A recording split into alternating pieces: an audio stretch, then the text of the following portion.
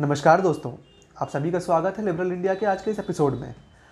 अब हाल ही में हमारे पीयूष गोयल जो रेलवे मिनिस्टर हैं, उन्होंने ऐलान कर दिया है कि 109 रूट्स पे प्राइवेट ट्रेनें चलेंगी।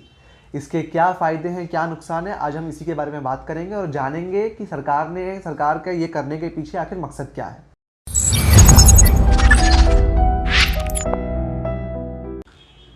तो हमारे पीयूष गोयल जी, जो कि हमारे रेलवे विभाग के मंत्री हैं, रेलवे मंत्री हैं, उन्होंने 12 क्लस्टर्स में नए प्राइवेट ट्रेनों को इंट्रोड्यूस कर दिया है और प्रपोज्ड हैं एक्चुअली ये प्राइवेट ट्रेनें। और इन ट्रेनों को जो रूट्स हैं वो इन 12 रूट्स में किया है। मुंबई में 3 रूट्स किए, 3 क्लस्टर बनाए हैं, दिल्ली में 2 क्लस्टर बनाए हैं, चंडीगढ़ में 1 क्लस्टर बनाया है, हावड़ा में 1 क्लस्टर बनाया है, प्रयागराज में 1 क्लस्टर बनाया है, जयपुर में 1 क्लस्टर बनाया है, बेंगलुरु में 1 क्लस्टर बनाया है, पटना में 1 क्लस्टर, सिकंदराबाद में 1 क्लस्टर और चेन्नई में 1 क्लस्टर।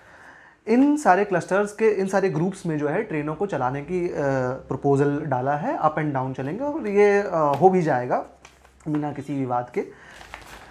सरकार की तरफ से देखा जाए तो ये ट्रेनों को जो है ज़्यादा गति में ले आएंगी, अच्छी गति से चलाएंगी, इसमें ज़्यादा आरामदायक ट्रेनें मिलेंगी आपको और वर्ल्ड क्लास एक्सपीरियंस मिलेगा। इससे भ्रष्टाचार कुछ हद तक कम हो जाएगा और ऐसा सरकार कहती है। इससे साफ़ सफाई इसमें आपको ज़्यादा देखने को मिलेगी। इन ट्रेनों में आपको ज़्यादा अच्छी, और ट्रेनों में कोई किसी भी तरह का डिले, किसी भी तरह की लेट ट्रेनें देखने को ऑलमोस्ट ना के बराबर मिलेंगी और पब्लिक को ज़्यादा अच्छी सर्विसेज मिलेगी, जो कि IRCTC के वेबसाइट में और ऐप्स में नहीं मिलती है। अब बात ये आ जाती है कि प्राइवेट टेक्नोलॉजी से आखिर ट्रेनों में क्या फ़ायदा आएगा। ट्रेनों में कुछ हद तक फ़ायदा आएगा, लेकिन इसके नुकसान क्या हैं। कहने को तो इसके बहुत सारे फ़ायदे हैं और जिस तरह ने सरकार ने जिस तरह से इसको जो है अप्लाई किया है वो PPP मॉडल है। PPP मॉडल का मतलब होता है जिसमें सरकार और प्राइवेट कंपनियां दोनों मिलकर काम करेंगी। और हमारे इकोनॉमिस्ट, कुछ अच्छे एक्सपर्ट्स जो हैं, ये भी कहते हैं कि इसकी ज़रूरत भी थी, क्योंकि हमारा जो रेलवे विभाग है वो कई सालों से काफ़ी ज़्यादा नुकसान पे चल रहा था और कस्टमर सर्विसेज फुलफिल नहीं कर पा रहा था। तो हमें जो है प्राइवेट कंपनी की ज़रूरत थी, इसमें प्राइवेट ट्रेनें चलाने की ज़रूरत थी। अब बात यह है कि इसमें नुकसान क्या है। नुकसान ऐसे देखा जाए तो ज़्यादा नहीं है, लेकिन सवाल उठाने के लिए और मेरी और आपकी ज़िंदगी में लाने के लिए बहुत बड़ा फ़र्क आ सकता है इससे, अगर ऐसा होने की काफ़ी ज़्यादा संभावना है। अब इसमें क्या है, पहला तो ये है कि भाई इसमें हो सकता है कि आपके दाम में काफ़ी बढ़ोतरी आ जाए और ये संभावना काफ़ी ज़्यादा है, क्योंकि एक प्राइवेट कंपनी प्रॉफिट की तरफ ज़्यादा ध्यान देगी, ना कि पब्लिक को सर्विस पहुंचाने के। पब्लिक को सर्विस पहुंचाना उनका उद्देश्य है, लेकिन वो सेकेंडरी ऑप्शन है। पहली प्रायोरिटी ये रहेगी कि कैसे पहले प्रॉफिट बनाए उस चीज़ को। सेकंड ये है कि लिमिटेड कवरेज हो सकता है। जिस रूट्स में, जिन जगहों पे, जिन स्टेशंस में उनको ज़्यादा प्रॉफिट नहीं मिल रहा है, ज़्यादा ट्रैफिक नहीं मिल रहा है, ज़्यादा लोग टिकट बुकिंग नहीं हो रही है, उन रूट्स में हो सकता है ट्रेनें काफ़ी ज़्यादा कम हो जाएं या फिर हो सकता है बंद भी हो जाएं, क्योंकि फिर वही बात कि उनका उद्देश्य प्रॉफिट बनाना है, ना कि सरकार की तरह सर्विस पहुंचाना। अगर सरकार इसको संभाले तो सर्विस पहुंचाना उनका उद्देश्य रहेगा, भले उस रूट से प्रॉफिट आए या ना आए, हर एक इंसान तक उसका सर्विस पहुंचना चाहिए, चाहे जितनी भी कम आबादी हो किसी भी गांव में। वहां पे स्टेशन होगा, वहां पे ट्रेनें चलेंगी, लेकिन हो सकता है प्राइवेट कंपनियों में ऐसा ना हो और कम हो जाए। तीसरा सबसे बड़ा जो मुद्दा है, इशू ऑफ अकाउंटेबिलिटी। आखिर अगर इसमें कुछ प्रॉब्लम होंगे, दाम की बढ़ोतरी आएगी, सर्विसों में प्रॉब्लम होगी, एक्सीडेंट होंगे, कुछ भी होंगे अगर इन ट्रेनों में, तो हम सरकार से सवाल नहीं उठा सकेंगे।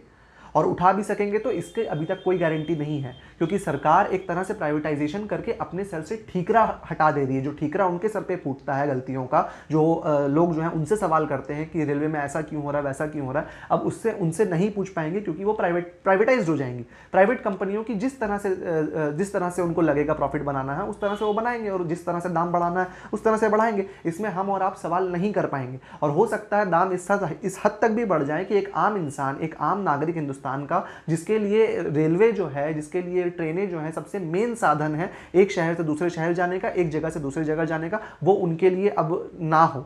अब वो ऐसा हो कि वो उसमें ना चढ़ पाएं या टिकटें ना खरीद पाएं। अब अगर हम लोग हबीबगंज का ही एक एग्जाम्पल ले लें, हाल ही में कुछ 1-1.5 साल पहले, अब हबीबगंज जो है पहला स्टेशन था, रेलवे स्टेशन, जिसको प्राइवेटाइज किया गया था सरकार की तरफ से, और उसके डीमेरिट्स इतने आए कि प्राइवेटाइजेशन होने के बाद जो है वहाँ की जो पार्किंग थी, स्टेशन की जो पार्किंग थी, उसके इतने दाम बढ़ गए कि उसमें लोगों का आक्रोश निकला और आम लोगों ने वहाँ पे प्रोटेस्ट भी किया।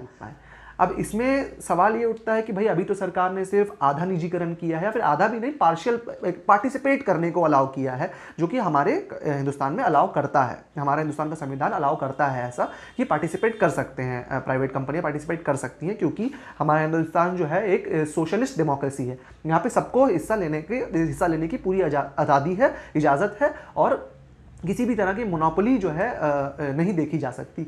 अब बात यह है कि भाई अभी जो है पार्शियल प्राइवेटाइजेशन हुआ है, मतलब पार्टिसिपेट करने को अलाउ किया है, 109 रूट्स में ट्रेन चलेंगी, तो इसमें दिक्कत क्या है, इकोनॉमिस्ट भी यही कहते हैं। लेकिन आप क्रोनोलॉजी समझ लीजिए, आज अगर पार्शियल प्राइवेटाइजेशन हुआ है, आज अगर पार्टिसिपेट करने को अलाउ किया गया है, तो इस बात की कोई गारंटी नहीं है कल पूर्ण निजीकरण हो जाए रेलवे का, और तब जाके हम आप जो है कुछ कर भी नहीं पाएंगे, क्योंकि जैसा कि हमें देखा गया है कि भाई हम CAA NPR NRC की तरह इंतज़ार ही करते रह जाएंगे कि भाई जब पूरी तरह से NRC आएगा तब हम आवाज़ उठाएंगे, तब हम कुछ करेंगे सरकार के खिलाफ। लेकिन अब ये प्राइवेटाइज होना कितना सही है कितना नहीं, इसके हमने डीमेरिट्स और मेरिट्स आपको बता दिए हैं। जनता खुद समझदार है कि ये सरकार किस तरफ ले जा रही है हमारे देश को। अब ये सवाल हम आपके ऊपर ही छोड़ते हैं कि ये प्राइवेटाइजेशन होना चाहिए या नहीं होना चाहिए। कि भारतीय रेल भारत की संपत्ति है, भारत की जनता की संपत्ति है, और भारतीय रेल को प्राइवेटाइज करने का ना कोई इरादा है, ना कोई योजना है, ना कोई प्रस्तावना है, ना कोई संभावना है। पूर्ण स्वराज पर शब्दों पे लाठी क्यों खींचता है हाथ, मैं लिखने से डरूं।